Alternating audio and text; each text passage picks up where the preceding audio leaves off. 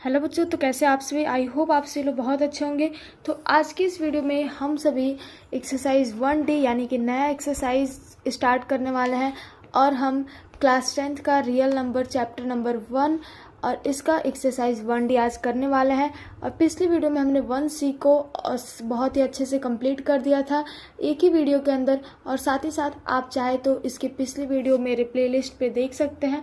और आज हम बहुत अच्छी नई चीज़ें सीखेंगे रेशनल नंबर के बारे में, इरेशनल नंबर के बारे में, रियल नंबर के बारे में। और हाँ, हम ये भी सीखेंगे कि रेशनल नंबर और इरेशनल नंबर को हम कैसे पहचानेंगे, और भी ढेर सारी चीज़ें आज हम इस वीडियो के अंदर जानने वाले हैं। तो इस वीडियो को लास्ट तक ज़रूर देखिएगा। ये इसके अंदर से हो सके तो आपके एग्ज़ाम से क्वेश्चन भी आ सकता है क्लास 10th के, तो इसलिए आप इसे बहुत ध्यान से देखिए और सीखिए। तो हमारा जो क्वेश्चन नंबर 1 है वो हमें दिया गया है, define rational numbers, irrational numbers, real numbers.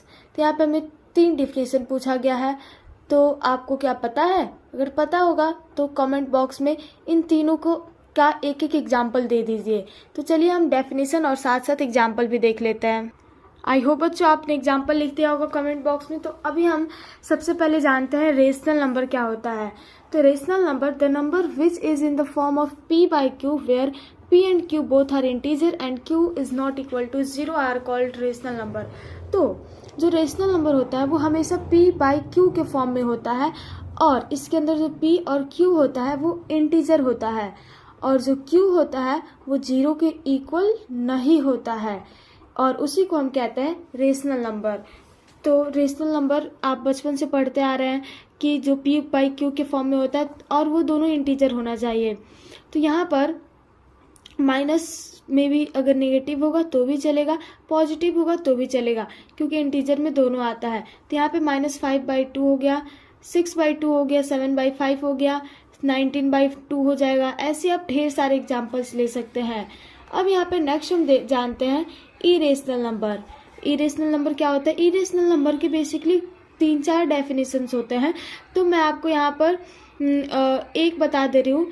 Square root and cube root of non perfect square are called irrational number.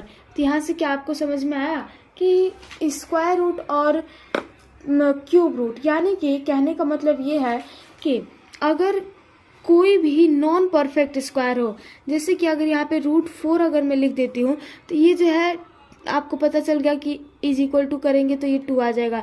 √4 जो है वो 2 का स्क्वायर होगा 4। तो यहाँ पे अगर मैंने एग्जाम्पल में √5 लिया हुआ है, तो ये क्या किसी का स्क्वायर है? नहीं है। तो इसलिए ये जो है इरेशनल नंबर होगा।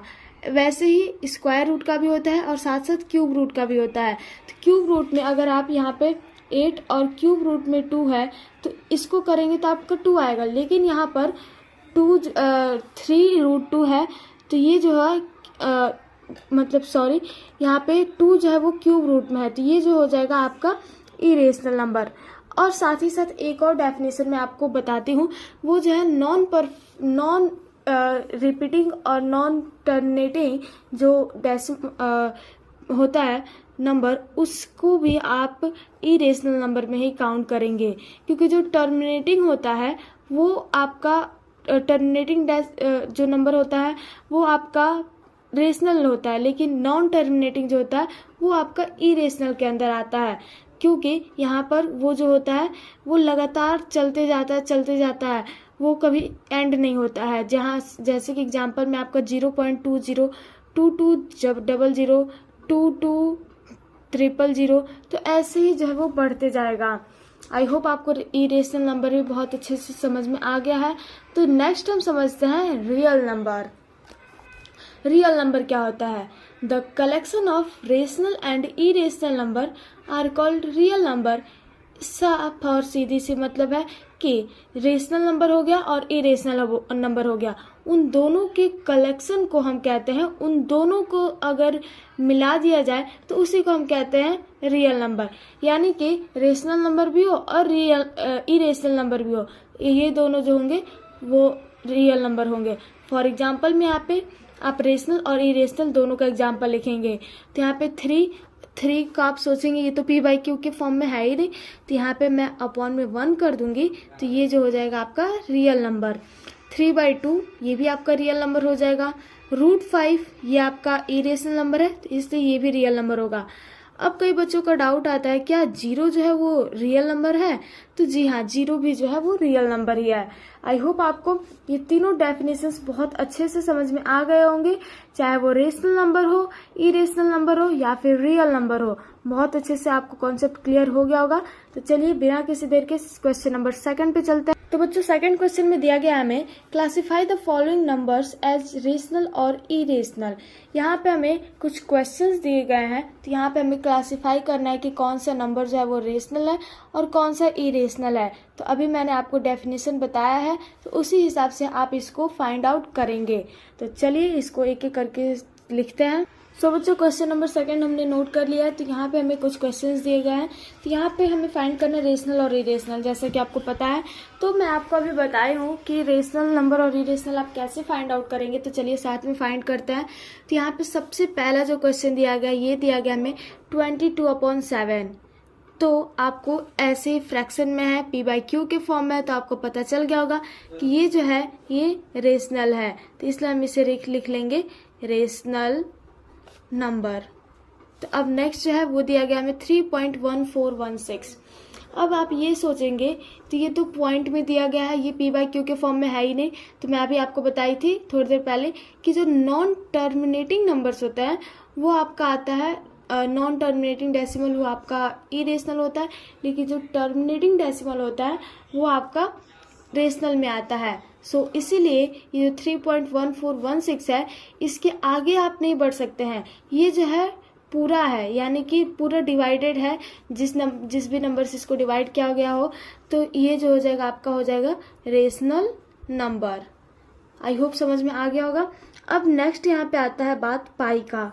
तो पाई को हम कैसे डिनोट करेंगे, रेशनल होगा या फिर इरेशनल? तो पाई को आप हमेशा याद रखिएगा, ये जो होता है इरेशनल हमेशा होता है। ये कौन सा नंबर होगा? Irrational number. नेक्स्ट जो है ये है 3.142857। तो बच्चों यहाँ पर कहने का मतलब ये है कि 1.42857 जो है उसके ऊपर बार लगा हुआ है। तो बार का मतलब ये है कि ये जो नंबर है फिर से दोबारा रिपीट होगा, इसके बाद से ये रिपीट होते जाएगा, केवल यही नंबर, इसके आगे दूसरा कोई भी नंबर रिपीट नहीं होगा। सो इसीलिए ये जो है रेशनल नंबर हो जाएगा आपका, रेशनल नंबर। नेक्स्ट यहाँ पे 5.636363 और ऐसे जा रहा है। तो इसका मतलब ये है कि ये जो है 5, इसको आप 5.63 के ऊपर बार लिख सकते हैं, क्योंकि यहाँ पे ओनली जो 636363 इस तरीके से जो है आगे बढ़ रहा है। तो इस तरीके से आप इसको लिख सकते हैं। अभी हमने ऊपर देखा, तो ये भी जो है हो जाएगा आपका रेशनल नंबर। नेक्स्ट है यहाँ पे 2.04004004004। तो अब ये क्या होगा?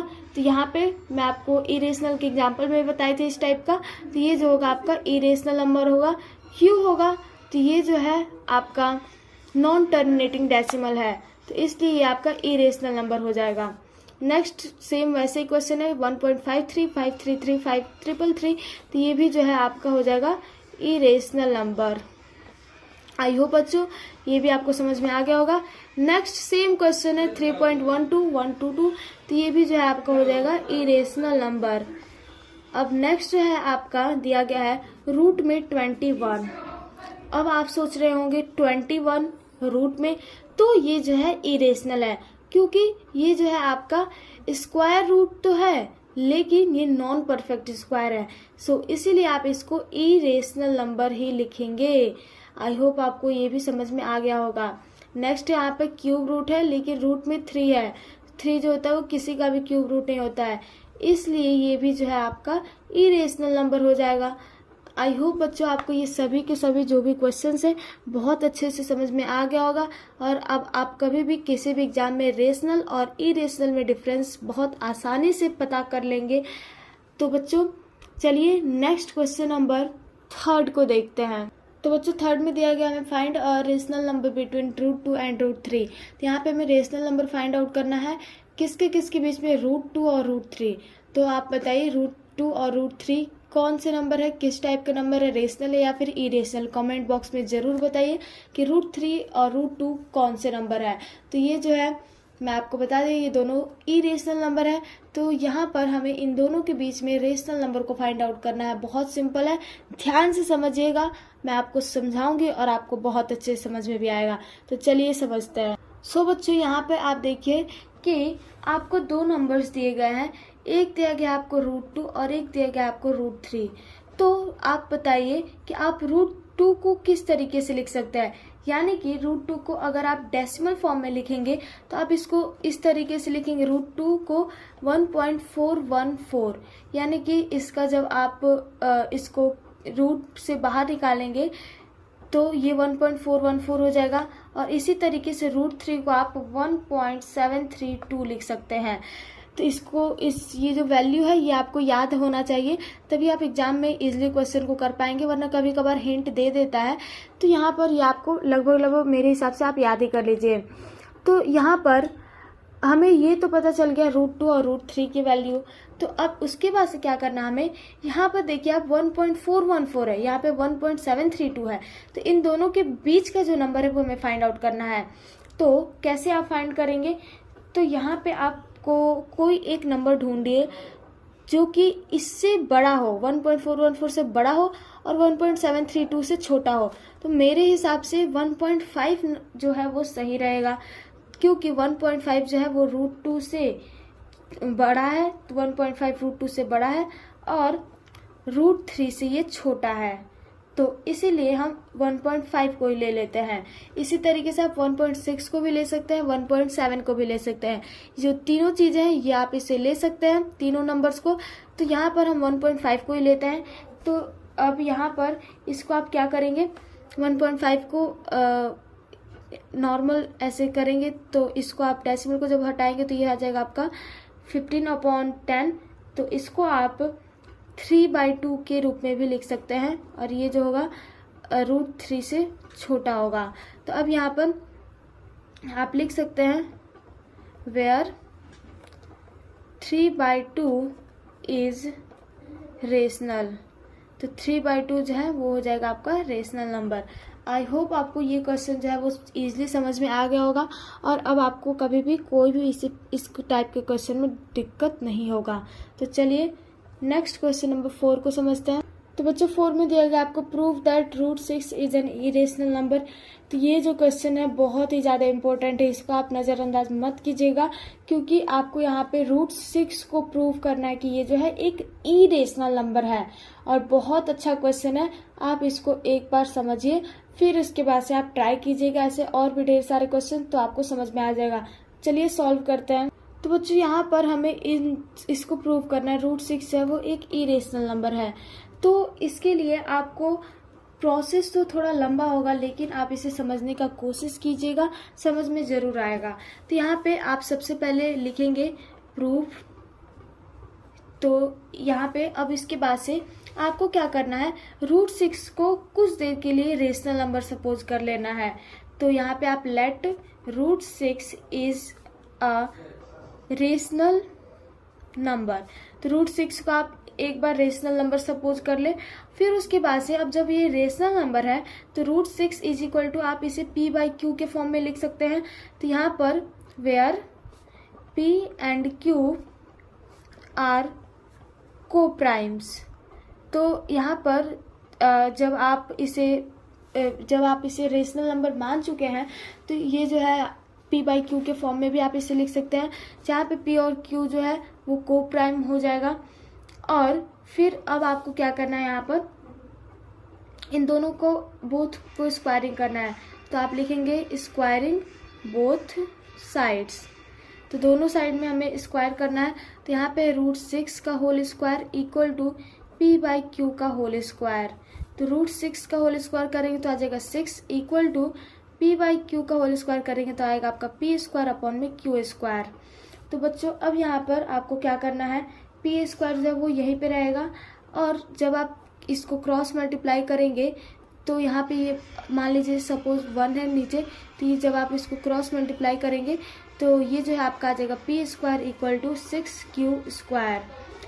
तो इसे हम क्या करते हैं, अपना इक्वेशन नंबर फर्स्ट सपोज कर लेते हैं। तो ये जो हो जाएगा इक्वेशन फर्स्ट। अब नेक्स्ट जो है आपको क्या करना है, यहाँ पे जो 6 है इसको आपको p स्क्वायर से डिवाइड करना है। तो 6 डिवाइड्स p स्क्वायर। तो जब ये p स्क्वायर को डिवाइड कर रहा है तो यहाँ पर 6 डिवाइड्स p ऑल्सो। तो जब ये p स्क्वायर को यानी कि p के स्क्वायर को जब अगर ये डिवाइड कर रहा है तो साथ ही में p को भी ये डिवाइड कर लेगा। तो ये जो है आपका दूसरा इक्वेशन हो गया। तो बच्चों अब यहाँ पर क्या करना है, आपको लेट करना है, let p equal to 6m। p को आप 6m से कन्वर्ट कर दीजिए। तो ये जो है p जो है वो और 6 से डिवाइड हो ही जा रहा है। तो p equal to 6m suppose कर लीजिए। अब यहाँ पे आपको क्या करना है, अगेन स्क्वायरिंग बोथ साइड। तो यहाँ पे आपको फिर से दोनों साइड में स्क्वायर करना है। तो p square is equal to हो जाएगा 6m का होल स्क्वायर। तो p स्क्वायर को जब आप करेंगे तो बच्चों ये हो जाएगा आपका p का होल स्क्वायर करेंगे तो ये हो जाएगा आपका p स्क्वायर इक्वल टू ये हो जाएगा आपका 36m स्क्वायर। तो ये जो हो जाएगा आपका किससे, फ्रॉम इक्वेशन 1। तो यहाँ पर अब आपको क्या करना है, ये जो है आपका p स्क्वायर इक्वल टू हो जाएगा 36m स्क्वायर। तो यहाँ पे इसको आपको p जो है यहाँ पर सॉरी बच्चों, यहाँ पर हमने एक मिस्टेक कर दिया। यहाँ पे आपका ये फ्रॉम क्यू इक्वेशन 1 नहीं होगा क्योंकि ये तो हमने इसको सॉल्व करके प्राप्त किया है। तो अब यहाँ पर हमें क्या करना है कि यहाँ पे आप p स्क्वायर की जगह पे क्या लिख सकते हैं। तो p स्क्वायर की जगह पे अभी आपने इक्वेशन 1 में पुट किया है, p square equal to 6q square आप लिख सकते हैं। सो इसीलिए हम p स्क्वायर की जगह पे लिखेंगे 6q स्क्वायर इक्वल टू यहाँ पे हो जाएगा 36m स्क्वायर। तो यहाँ पर 6 q स्क्वायर को आप ऐसे ही रहने दीजिए और सॉरी यहाँ पे आप इसको क्या करेंगे, कटा लेंगे। तो ये जो है आपका आ जाएगा q square is equal to 6m square. तो यहाँ पे आप लिखेंगे 6 divides q square, 6 divides q also. तो यहाँ पे हमने p के लिए भी ऐसे सेम लिखा था। तो ये जो है आपका हो जाएगा इक्वेशन सेकंड की तरह सेम टू सेम है ये भी। तो अब आप यहाँ पे लिख सकते हैं from equation 1 and equation 2 we see that 6 is a common factor of p and q। तो ये जो है आपका p एंड q का जो है कॉमन फैक्टर है 6। तो यहाँ पे लिखेंगे which contradict the fact p and q are co-primes, so our assumption is wrong। तो बच्चों यहाँ पे आपको बेसिकली क्या करना है कि आपको ये प्रूव करना है। तो इसीलिए हमने ये सारी चीज़ें की है। तो hence √6 is an irrational number. तो इसको मैं आपको एक बार एक्सप्लेन कर देती हूँ कि यहाँ पे हमने क्या क्या लिखा है। तो यहाँ पे बेसिकली हमने ये लिखा कि इक्वेशन 1 और इक्वेशन 2 से हमने देखा है कि यहाँ पे आप देख पा रहे हैं ये जो है आपका इक्वेशन 1 है। तो यहाँ पर आपने देखा है कि 6 जो है वो एक कॉमन फैक्टर है इसमें, और साथ ही साथ जब आपने इक्वेशन 2 को देखा तो यहाँ पे भी 6 जो है वो कॉमन फैक्टर है। तो यहाँ पे 6 जो है वो कॉमन फैक्टर है ऑफ p एंड q। और P और Q जो है वो को प्राइम है, लेकिन यहाँ पर जो हमारा एजम्पशन है वो रॉन्ग हो गया, क्योंकि हमें ये प्रूव कर दिया कि √6 जो है वो एक इरेशनल नंबर है। तो बच्चों आई होप आपको ये क्वेश्चन बहुत अच्छे समझ में आ गया होगा। आई होप आप 1-2 बार इस टाइप के क्वेश्चंस का प्रैक्टिस करेंगे, √2 को सॉल्व करेंगे, √3 को, √5 को, इस तरीके से, तो आपको ये क्वेश्चन भी जो है वो क्लियर हो जाएगा। पहली बार जब कोई भी समझता है इस टाइप के क्वेश्चन को, थोड़ा सा बड़ा है लेकिन बहुत ईजी है, समझ में आ जाएगा। आई होप आपको बहुत अच्छा लगा होगा और सारी चीज़ें बहुत अच्छे से समझ में आ गई होंगी। तो मिलते हैं नेक्स्ट वीडियो में, तब तक के लिए जय हिंद, जय Bharat. Thank you everyone, thank you so much.